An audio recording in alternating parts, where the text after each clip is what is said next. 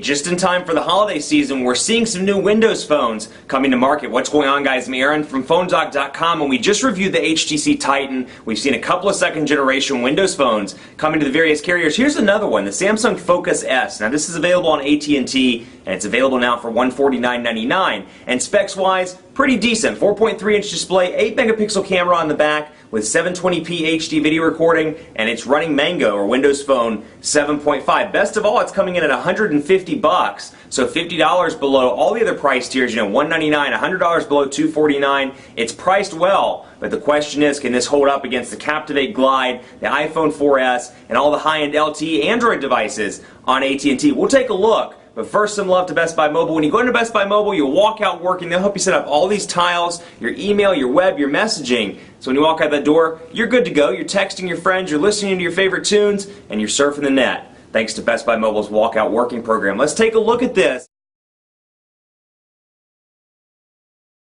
Windows Marketplace is definitely doing well, or at least well in comparison to where it was when they first started. It's up to about 40,000 apps now, and when you go into the Marketplace here, you can see, and of course the font. This is something else I like about Windows Phone, how the font kind of scrolls off the display, and as you scroll over, you can go back and forth between the different screens and see the full text up top. So you've got two different options here, AT&T App Center and Samsung Zone. Those are kind of the carrier and the manufacturer app stores. And then you get apps, games, music, and podcasts. And they've really done a good job with the Marketplace search as well. So let's say I'm looking for Seismic for Twitter, for example, or Twitter and Facebook. It shows it up as apps and games, and then I can scroll over to music if for whatever reason Seismic is a word in a song or a word in a title of a song, and then I can see podcasts as well, relevant podcasts. But apps and games here, you can see Seismic. It's going to show a picture, show how much it costs, and then the star rating, and then I can scroll over to see reviews. I can easily see screenshots from here.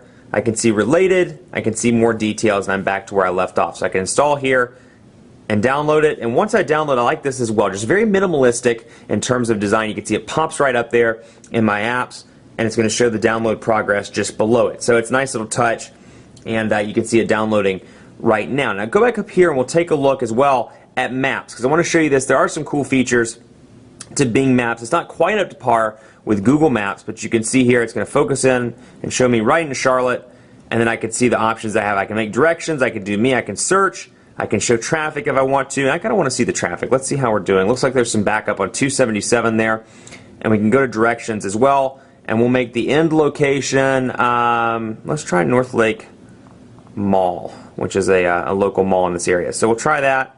We'll hit OK and see what happens with North Lake Mall. And let's see what we can do. And we'll see what the voice. Again, this is an area Windows Phone kind of needs some work in with voice guided directions. It's decent, but it's not quite impressive just yet in comparison to Google Maps and Google Navigation. So we'll take a look here and wait for it to load up, if it will ever load up. Let's see, North Lake Mall. I was really thinking about this. If I knew the address, I'd put it in. I'm sure that'd be a little bit faster. But we'll give it a few more seconds here to see if it does anything. And it's taking too long, so we need to move on to some other things, because I want to show you all the cool features of this device. So you've got your People Hub here, and this is a pretty unique approach to contact storage. You can see, for example, I have family for whatever reason. I have Joe Brown and Rick James in my contacts here, and you can see I can press Rick James, and I can see the mobile number. I can text Rick James. I can send him an email. I can map his work address, view his website, and more, and job title. So you can do quite a bit with it. I can also see the call history and things like that. It shows me that he's a Windows Live contact as opposed to a Google contact. So if you have multiple accounts set up, like your Windows Live account, you have Google, you have Exchange, you can see right there out of the gate whether it's a Twitter contact, or whether it's Twitter and Google, or just Google, or etc. So you get the idea there. And then this is a pretty cool feature as well. I have me, and then of course if I have my Twitter account set up, I can come over here to What's New and see my my Twitter accounts or my various tweets. And we're going to go ahead and dismiss that. But you can see over here as well, under me, it would show my latest tweets. That's pretty cool. I also like this feature, and I point this out in like every Windows Phone review I do. But I think it's a pretty nifty feature. When you have a lot of contacts, from A to Z, I can click on the J, and it shows me that I have contacts with J and with R, at least contacts that begin with J and R. It shows I don't have anything else. So it's kind of cool to come in here and be like, well, I don't have any contacts that start with M, or contacts that start with T, or contacts that start with Z. But I do have J and R, and then I can press those, and easily, if I had more contacts, it would auto scroll me to R, S, or T, or whatever it was that I chose. So that's a pretty impressive thing there. So here's AT&T's or the phone application, which shows AT&T obviously, and you can come in here and see the dial pad. Very quick, very easy to use, and all you have to do is hit that and press call. And I do want to show you actually. We're going to press 611 because I want to show you what the call screen looks like. Here it is. Easily access the numeric keypad. I can do speaker, mute, and then of course hang up, and you can see it's all in my teal color scheme, which is the scheme I set in part 1. I can search as well and then access a voicemail, directly from that, which is pretty nice. So it's got an 8 megapixel camera with 720p HD video recording. I'm going to bring up the camera. Not only do you get a physical button over here, of course, you can press and hold that to focus in, and then full press to take the picture. So we're going to bring up another Samsung cousin here. We're going to bring over the Galaxy S2 on Sprint just to get an idea. It's like a sibling rivalry here. You can see half press to focus, full press to take the picture. And it's a quick and easy picture, and it moves right over to the left so you can continue to take snapshots. So if you really wanted to, you could take quick snapshots. Pretty quick if you wanted to.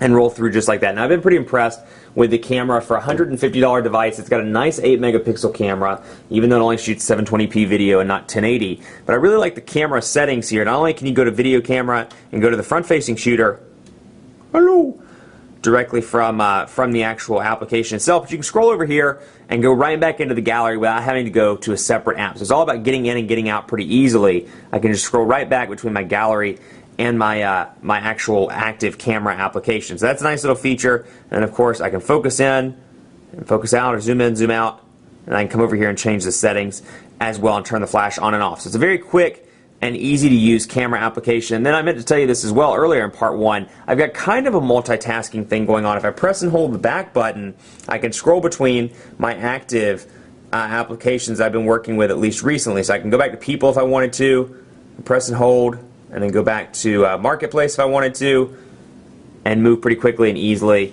through the device itself. So that's a nice touch. Let's take a look at speed test here. Our bandwidth, actually. I'm so used to saying speed test for Android devices. But here's our bandwidth, and we can see it's loading up a server. It's not too terribly far away. And I don't need that. Begin the test here. Need some more coffee. I thought we were doing another picture test.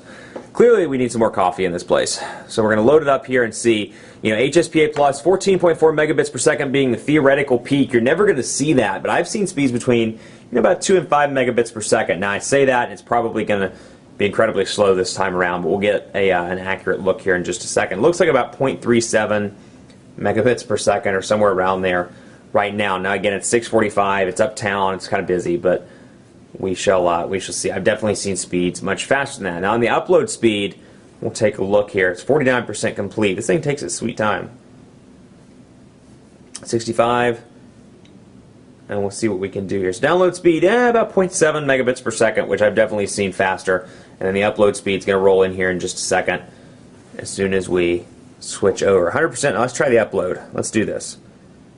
Upload speed is 1.12 megabits per second. So just on a rough test. Like I said, I've definitely seen faster download speeds. It's pretty impressive upload speed. But keep that in mind. HSPA plus, 2 to 5 megabits per second if you're in an HSPA or a market with HSPA plus backhaul. So that's something to keep in mind. Microsoft Office pre-installed on this as well, so you can edit documents, you can edit PowerPoints, you can view and edit and create Excel and Word documents. So I can come in here and you can see I can create a blank Word or Excel document or templates, and then like I said, I can view PowerPoints from this device. It does have that ability as well, and then of course it has OneNote over here and you can explore that as well. It comes with SkyDrive as well, and if you're a SkyDrive user, you can easily access your notes, your documents and things like that from Microsoft's SkyDrive applications. That's a pretty cool feature. And then one other thing I wanted to cover is Calendar as well, just to show you some of the personal information management system stuff on this device. You got your calendar, very easy to go between the day, the agenda. I made this up the other day, meeting with Bill Johnson. You can see, very easy to set up. It's on oldmanmctweety@live.com's calendar. I got a reminder, and then I have my to-do, and then I can go right back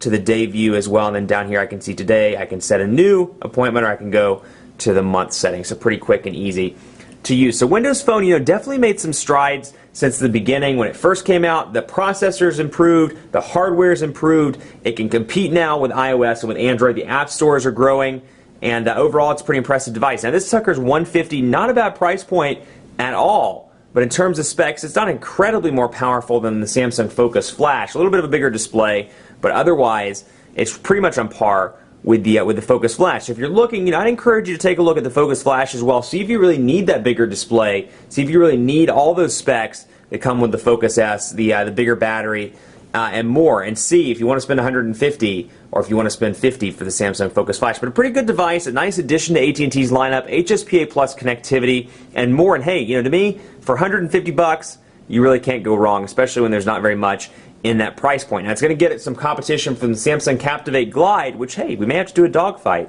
to see which one is the best on AT&T in the $150 price range. Much more coverage to come on PhoneDog.com with the Samsung Focus S. Be sure to like us on Facebook, Facebook.com/PhoneDog. We're always giving away stuff. We're on there quite a bit. Check us out, Facebook.com/PhoneDog. Follow me on Twitter as well and let me know what you think of this device. PhoneDog_Aaron, and on Facebook at Facebook.com/PhoneDogAB. Thanks for watching. As always, keep it locked on PhoneDog.com for continuing coverage on the Focus S. We'll see you next time.